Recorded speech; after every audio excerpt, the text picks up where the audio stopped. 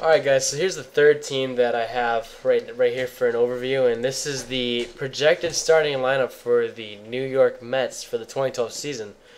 So, yeah, take a look at that, and there's a couple of players returning from injury, especially Johan Santana, who's returning from, I think, shoulder surgery, and that's really hard to come back from, but we'll see if he can. But the New York Mets, they are an absolute mess. They pretty much went bankrupt, and they're at risk of losing. I think it's their GM or their owner or whatever. They might be sold to Major League Baseball, but not in the game though. I won't have to worry about being taken out of that role and having the MLB repossess my team or whatever. So I do have time to assess what I can do to fix the Mets up. And I remember reading this during study hall in school today. The Mets, I think it said they have like half of their payroll committed to like 4 or 5 players. I think some of those being Jason Bay, Johan Santana, David Wright. So that will be a necessity to get rid of some money in the first season. As far as I know from the big offseason moves, from what I can remember is that they signed Andres Torres, they lost Jose Reyes, and they signed the new closer from the Reds, Frank Francisco, I think his name is. So now let's take a look at the roster. The roster honestly doesn't look that bad. Last year, a lot of players did not produce. They had a turmoil of a season. That made no sense, but their season was full of turmoil.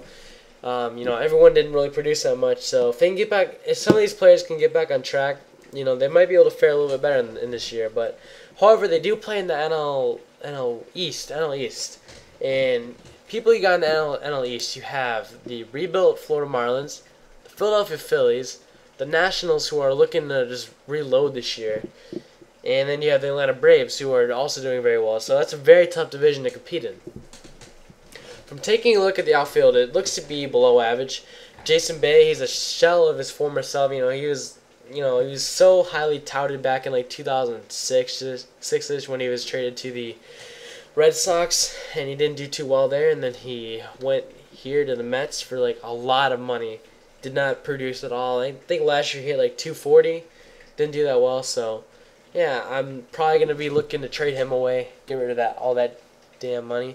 Andres Torres, he's a pretty good center fielder. They signed him from the Giants. I don't know if they signed him or traded him, but I just know that they have him, and he should be a good player for me. The right fielder is I've never heard of him either. I don't know if you guys have heard of that right fielder over there, but I sure as hell have not heard of him, so I don't know about him. Maybe I'll be able to see what he's like. Maybe he's a good player. I don't know, but we'll look to my minor leaguers and see what happens.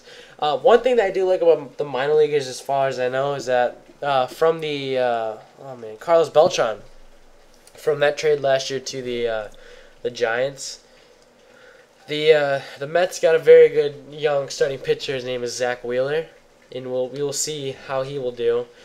He should be in the game. I'm assuming he should be in like AAA. So he's probably going to be an A prospect for a starting pitcher, and he should be in the major leagues in a few years. So we'll see about that.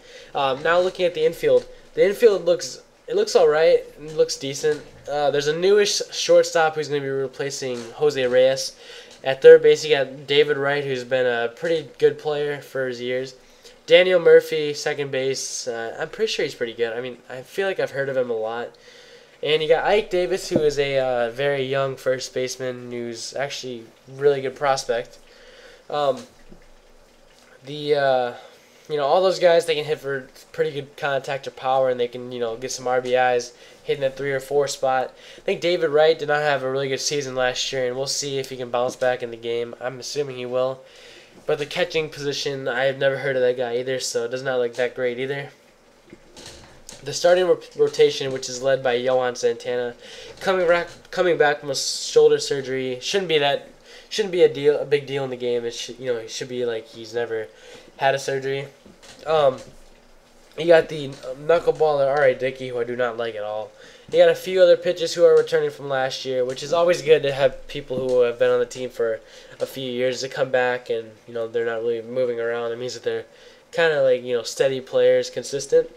The bullpen might be decent, but it might not be. I really don't know a lot of these relievers, and I'm pretty sure the Mets did not have a good bullpen last year, so a lot of these guys do look like they're new faces, though, so maybe they'll be a little bit better.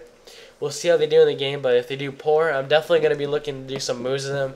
Probably be demoting some guys, probably training some guys, and I'll do whatever to try to get my bullpen to produce. Overall, I'm really looking forward to the Mets franchise. Some first moves that I'm looking to make would definitely be to trade some money away, and that could be in the form of Jason Bay, David Wright, Yoan Santana. I don't know who else is in there. You got what is it, second baseman Murphy, Daniel Murphy, or some outfielders. I mean, I really don't know. I can hopefully pick up some prospects with these guys, and that's. I'm sorry, guys, but I always talk about prospects, and that's just my philosophy. Is that you stockpile some prospects, and in a few years you have some good players. So, or if I can't do that, if you trade away David Wright, who's a decent player, pretty good player actually, you can get some decent starters in return to kind of shore up your lineup. But that doesn't always matter. Winning does not always matter first, and that's kind of like contradicting other people what they say. They say winning is all that matters. Well, not necessarily. It's always nice to be able to lose and then be able to win and just win championships in the next few years. So we'll see about that. I'm probably gonna. Hopefully, I'll be able to gut my pitching lineup. I'm feeling that I might be trading away Yoan Santana because he's getting kind of old. I think he's probably in like 34-ish. I'm not sure though. I'm probably definitely gonna get rid of R.A. Dickey, and I might just release him. I might just I don't know, trade him away. I don't know.